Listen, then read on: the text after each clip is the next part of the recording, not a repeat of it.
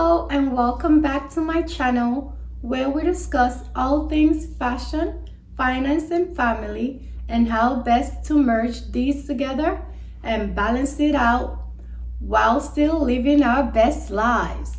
So in my last video, I mentioned some defense strategies that my husband and I put in place to prevent us from falling back into debt. One of which was my husband restarting his 401k. We started contributing to our children's 529 college plan. We paid for my husband's term life insurance because he's the breadwinner of the home. And we also started building our emergency fund. I also mentioned that our emergency fund was built in a high yield savings account, and we automated this process to simplify everything for us. So in this video, I did want to talk to you guys about what do you do next? Now you're done paying off your debt, you're done building your emergency fund. If you're a high income earner, what are you going to do with the extra funds or income that's coming in? Because if you don't tell your money where to go, you'll be wondering where your money went. So each and every amount of money that comes into the home needs to be accounted for, right? So that you don't wonder where your money went. So this brings me to today's video. But before I get started, I did want to reiterate that I am not a financial advisor. I am just a mom and a wife that has achieved financial peace and would love that for you too.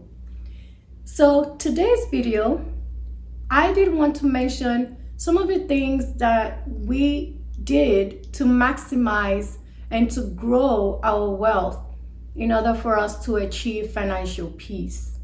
And we did take part in these 4 accounts that I'm gonna mention today. So in my last video, I did mention that my husband restarted his 401k at least to the employer's match, right? So he went back into his 401k and we started maximizing the 401k, meaning we started maxing out his 401k contributions. So in the 401k account, I did want to mention first that 401k uses pre-tax income. So your gross income when the amount that you work for before taxes have been taken out by your employer. So this is a gross income. So when your gross income arrives at your HR department, they will take out your 401k first, then take out taxes, then they will send you the rest. When it gets to you, it is now your net income. So for 401k, they use pre-tax income to fund this account. Also, I did want to mention that with 401k for this year 2025, because it varies from year to year, this year 2025, the maximum contribution for the 401k is $23,500. That's how much you can put in, the maximum amount you can put in to max out the 401k for this year. Also, you must be 59 and a half to withdraw from your 401k account. It used to be 65 before, but it changed to 59 and a half years old for you to take part in withdrawing from your 401k. That is what is now being considered retirement age, 59 and a half.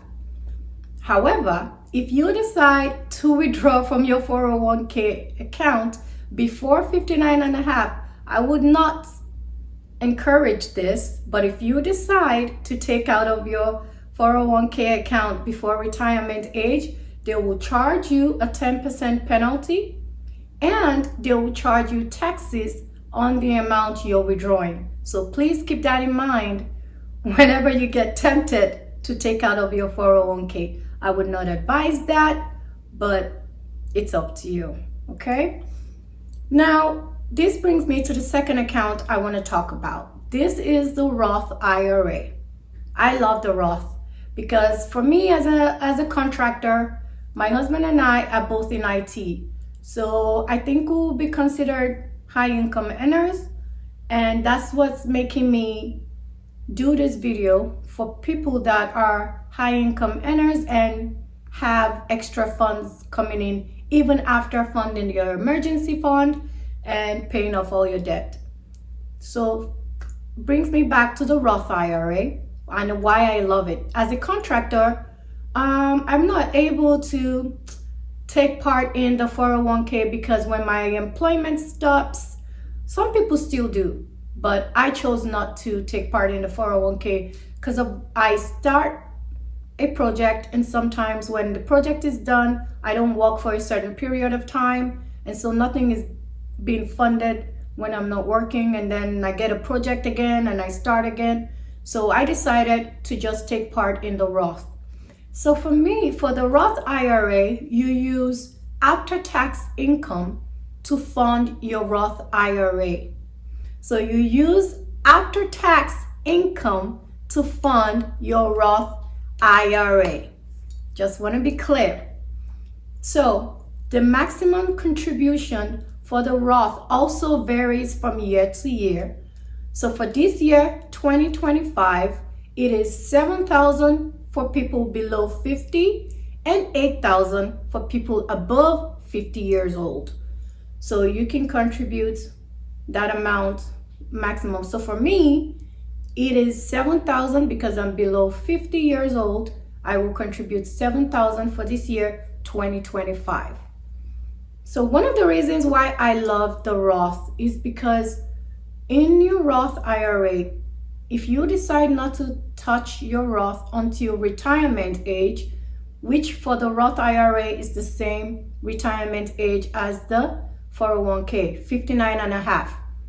So if you decide to leave your money alone and only take it out at retirement age, which is 59 and a half, you will not pay any taxes. It is tax-free, meaning you don't pay any taxes on the amount you're withdrawing at retirement age. That is why I love the Roth. So it doesn't matter what amount you put in there, what amount grows in there, as long as you do not touch it until retirement age, you will not pay any taxes. It is tax-free. However, there are two restrictions for the Roth. First, you must have the Roth IRA account for up to 5 years, and you also have to be 59 and a half to withdraw from the Roth. If either of these is not the case and you still decide to withdraw from your Roth, you will get charged a 10% penalty, and you will get charged taxes on the growth on the amount you're withdrawing. So that's about the Roth IRA. This brings me to the third one that I was not even aware of. My favorite account is the health savings account. I love this account because it gives triple the benefits. First, you use pre-tax income to fund your HSA account, which is your health savings account. So you use pre-tax income, money that they haven't yet taken taxes from. That money is used to fund your health savings account. Then also, while the money is in there and growing, it's tax-free on the growth. You're charged no taxes on the growth in your health savings account. And when you go to withdraw from your health savings account, as long as it's a medically or health related issue, you get no taxes. It is tax-free when you go and withdraw from it, as long as it's a health related issue. So you see why I call it the triple benefits account? I love that. Pre-tax money goes to fund it. It's tax-free on the growth and tax-free at the time of withdrawal, as long as it's a health-related issue. Now, I did, however, want to mention something. So for the health savings account, The contribution for an individual is $4,300 for 2025. And then for families is $8,750 for the year 2025. So that's for the health savings account, my favorite. You can tell. All right, this brings me to my last and final account that we took advantage of. This is the private brokerage account, meaning you open up an account in one of these brokerage houses like Fidelity or Vanguard or E-Trade or Robinhood, one of these brokerage houses, right? I love this account because number one, there are no contribution limits. So unlike the 401k where you have restrictions of $23,500, the limits to contribute, or the Roth IRA where you have maximum contribution is $7,000 if you're below 50 years old, or $8,000 if you're above 50 years old. In this scenario, for a private brokerage account, there are no limits to what you can contribute or what you can put in that account. That's the first thing. The second thing is there are no age restrictions, right? So you see how we have age restrictions for the 401k. You should be 59 and a half or retirement age in order for you to take money out of your 401k. And you also need to be 59 and a half and have the account for at least 5 years in order for you to take money out of your Roth IRA so that you don't incur any penalties, right? But for this account, there are no age restrictions to withdraw from this account. Thirdly, people that are involved in the FIRE movement, which is financial independence, retire early, people that are involved in that movement that would love to retire early, love this account because it acts as a bridge account between the age you retire early and the age of retirement, which is 59 and a half. So, right, it supplements your income, your 401k income and your Roth IRA income. So you can be using money from this account if you retire early. Say for example, Josh decides to retire at the age of 50, right? He wants to retire early. He can be using money from his private brokerage account to fund his life until he gets to the age 59 and a half, where he can now withdraw from his 401k and his Roth IRA without any penalties. You see what I'm saying? So that's why a lot of people like it. And you can put any amount you want to. There are no restrictions. However, it depends on when you're withdrawing from this brokerage account. It depends on your positions. If your positions, which are the instruments or the assets you have in your brokerage account, your index funds or your exchange traded funds or your stocks or whatever you have in the brokerage account, if you incurred an increase or a growth, when you go to file your taxes for that year, you might have to pay taxes on the growth or the increase. This is called capital gains. So if you have any capital gains for that year, you might have to pay taxes when your tax person is doing your taxes. However, in your positions, if you experienced a loss in your brokerage account, you may not have to pay any taxes. This is something that's going to be dependent on your numbers and what your tax person sees and files when you do your taxes for that year. So make sure you keep that in mind when you're opening a private brokerage account and you're doing your taxes. So just to reiterate what I mentioned that if you don't tell your money where to go, Dave Ramsey always says this, you don't tell your money where to go, you'll be wondering where your money went. So the best thing for you to do is to account for every dollar that comes into your household. That way you don't have to worry or guess where your money went to. You know for sure where it went to. And if you are a high income earner, you can take advantage of any one of these accounts that I mentioned. So for me and my family, we're taking advantage of all of these 4 accounts that I mentioned. So this really helps us achieve financial peace.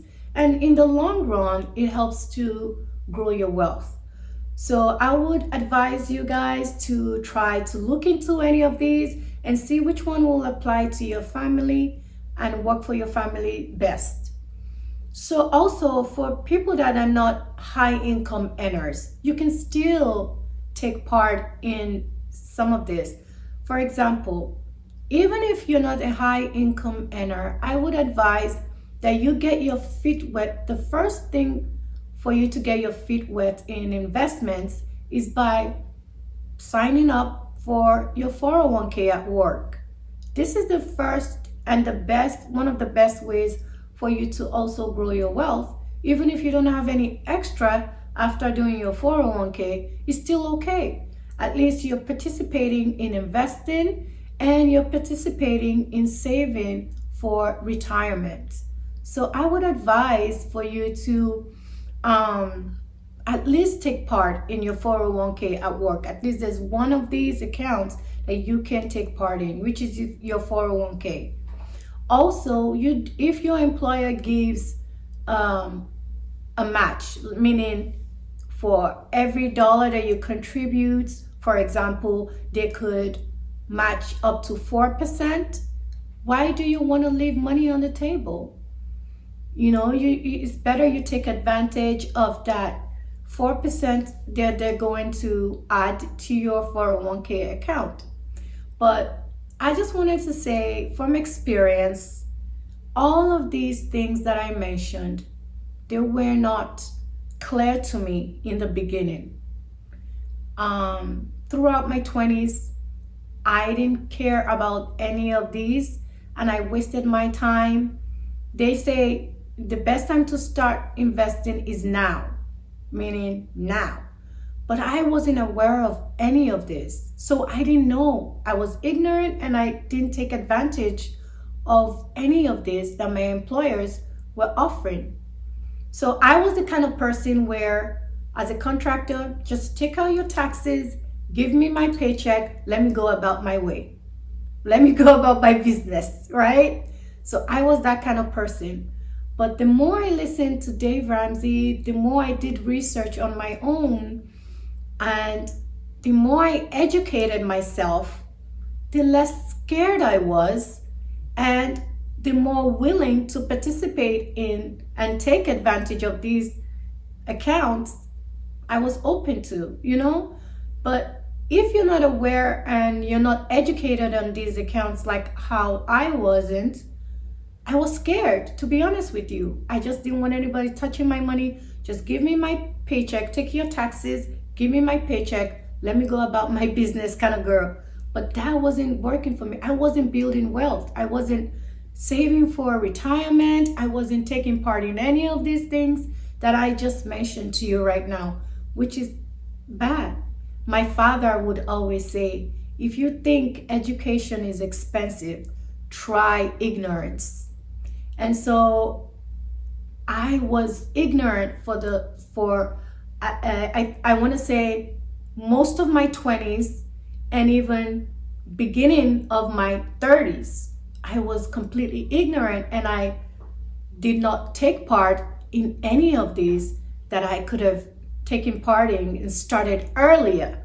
Because the earlier you start, the better and the more wealth you're going to build. You know, I didn't know this.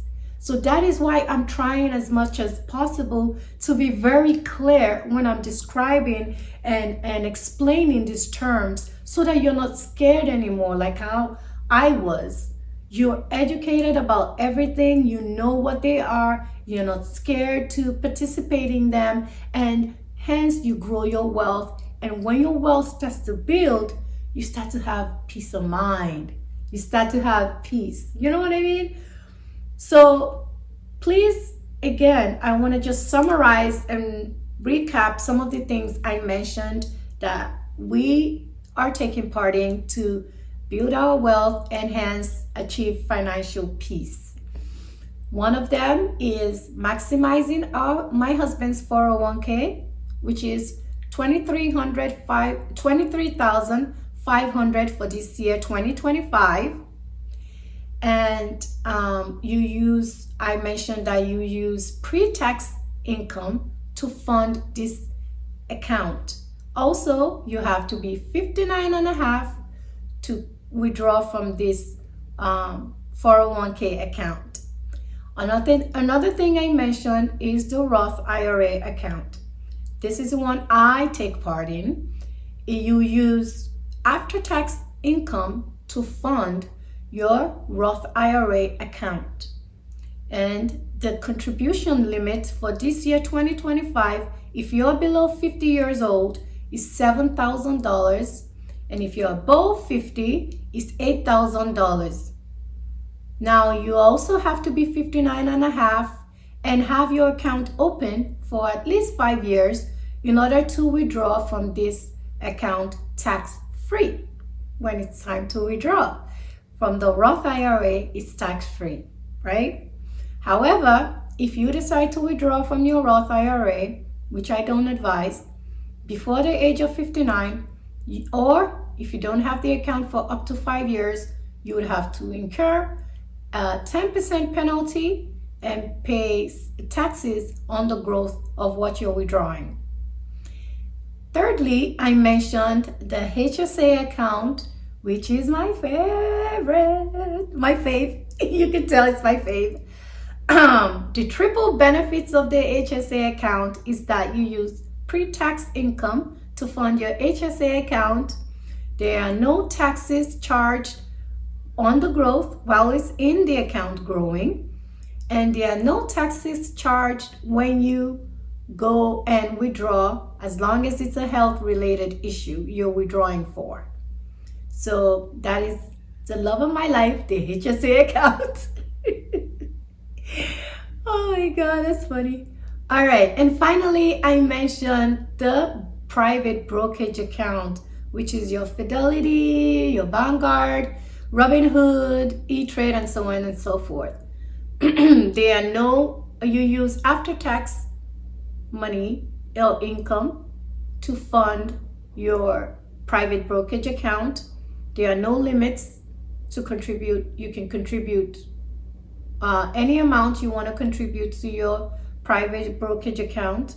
And also, you can, there are no age restrictions for withdrawing from your private brokerage account. However, you have to keep in mind whether or not you're going to incur some taxes when you're filing tax for the year on your capital gains or on the growth of your positions in your account. So keep that in mind. So these were the 4 different accounts that I mentioned that we are taking part in as a family for me and my home. And I hope I've been very, very clear, because it's like I said, some part of my story is that because I was ignorant, or I wasn't aware, or I was just scared of these terms, I didn't take part in it for a very long time. Most of my 20s and some of my early 30s, I didn't participate in any of these, which I regret, because the earlier you start, the more wealth you build, So I hope I've been very clear to any of you, or at least 1 or 2 of you, to consider some of these accounts, or even just one of these accounts, your 401k at work.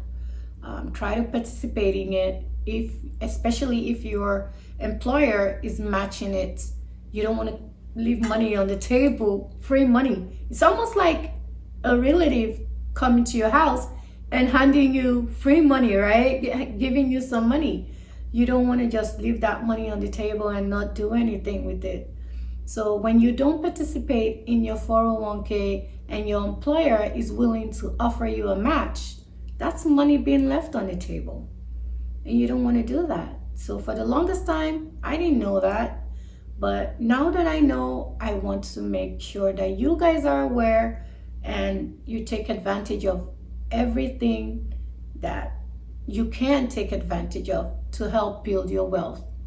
So with that, if you like this video, please give it a thumbs up. Please share this video, and please don't forget to subscribe and turn on your notifications for my next video. Again, thank you so much for watching my video, and have a blessed day or night, whatever time you're watching this. Love ya. Thank you.